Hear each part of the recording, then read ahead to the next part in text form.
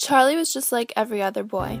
He loved playing with shiny, new toy cars and reading comic books. The only difference between him and his friends was his fascination and complete obsession with water. Charlie's first real experience with water was the first time his mother took him to the beach. "Whoa!" Charlie yelled as he ran towards the sea. With wide eyes, he watched as the angry waves tossed and turned as if to say, "Enter if you dare." They lunged forward to take a bite of the shore, and just when it seemed they were done, the waves always came back taking an even bigger bite of the shore, never really quite satisfied.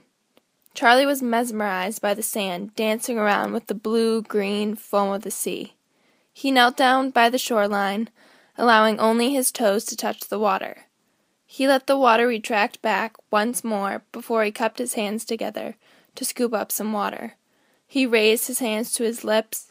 "Yuck," he said as he spit it out. The water had its own personal poison to keep people from drinking it so it would live on forever. That night when Charlie got home, the first thing he did was run to the sink faucet to watch the water come out. Drip, drip, drip. Charlie loved how he could control the amount of water that came out by how far he turned the knob. He finally had control over water, unlike the powerful sea he had experienced earlier that day. He was a king. He experimented with the water in the sink until his mother made him go to bed. Charlie awoke early the next morning to what sounded like pebbles falling on his roof. He rolled out of bed and stumbled to the window. "Rain!" he exclaimed. He grabbed his boots and ran out to the porch. Raindrops fell in every direction as little gifts from the clouds to the plants. Charlie splashed around in puddles all day. Charlie realized all water lived a different life. The angry seawater protected the treasures and mermaids living within it. The faucet water ran around a maze of pipes in the house walls until someone needed it, and rain came when the clouds were generous enough to keep the earth from drying out. Charlie couldn't imagine what life would be like without water. So every single morning when he woke up, the first thing he would do was run to the sink to make sure that the water would come out. Charlie would then run outside and look up at the clouds, begging them to rain. Most of the time, the cheerful clouds told Charlie that it could not rain today. But some days, when Charlie went outside, the clouds were angry and they let it downpour.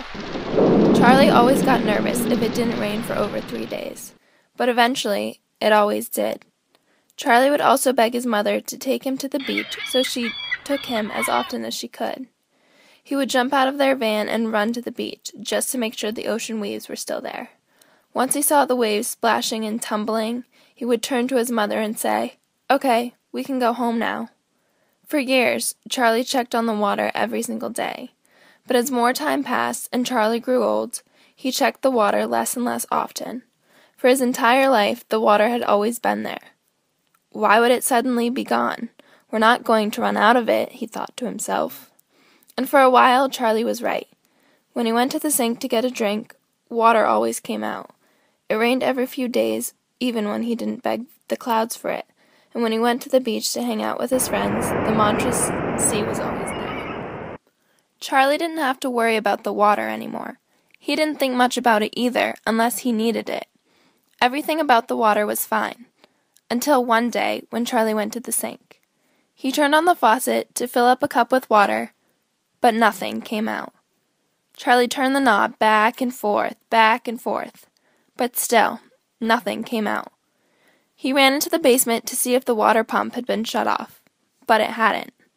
Charlie was worried, but thought that maybe their well had just run out of water. The huge rainstorm that the weatherman had predicted for the following day would fix that. But the next day came without the big storm everyone had been preparing for. In fact, it didn't rain for the next few days after that either. Charlie's family had to get their water from gallons at the grocery store, but the local stores were running out fast.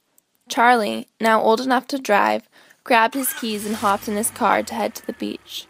"What the?" he said. The vast ocean that had stretched for miles and miles was all gone. There was nothing left but sand, just a giant desert. He turned around to head to his car when he heard a faint cry for help coming from the ground. A tiny fish was squirming in the sand, so Charlie bent down to pick it up. "Help me," the fish coughed. "You have to save the planet and bring the water back. You're the only one who can do it, Charlie. Go get a bottle of water and pour 3 drops on me." Charlie did what he was told and ran to his car to get a water bottle. He sprinted back and poured 3 drops on the fish. The fish didn't move for a minute, but then suddenly the fish disappeared with a flash of light, and a glowing god appeared before Charlie. The god began to speak in a deep voice. "Charlie, I am the god of water. I am in charge of all the water on earth. I took it away because no one appreciated it anymore. You were the last kid who really loved water, but over time you've lost interest. If you can prove to me you still care, I will return water to earth forever." And with that, the god vanished, and Charlie was left alone, standing in the sand. Charlie dropped to his knees and began begging the clouds, "Please, please, please let it rain. We cannot live without water. We need it for everything, and I miss playing in it. I promise to never take it for granted again." Charlie drove home and then went to bed. The next morning when he awoke, he ran to check the faucet. "Water!" he yelled. A steady stream of water poured out of the faucet. He then ran outside, and when he begged the clouds to rain, they gave him millions of tiny raindrops. Lastly, Charlie went to the beach and was thrilled to see the waves wrestling with the shore again. Charlie had done it. Water was returned to the earth. Charlie continued to enjoy the water every day, and it was plentiful on earth forever. Splashing everywhere, and so began my love affair with water.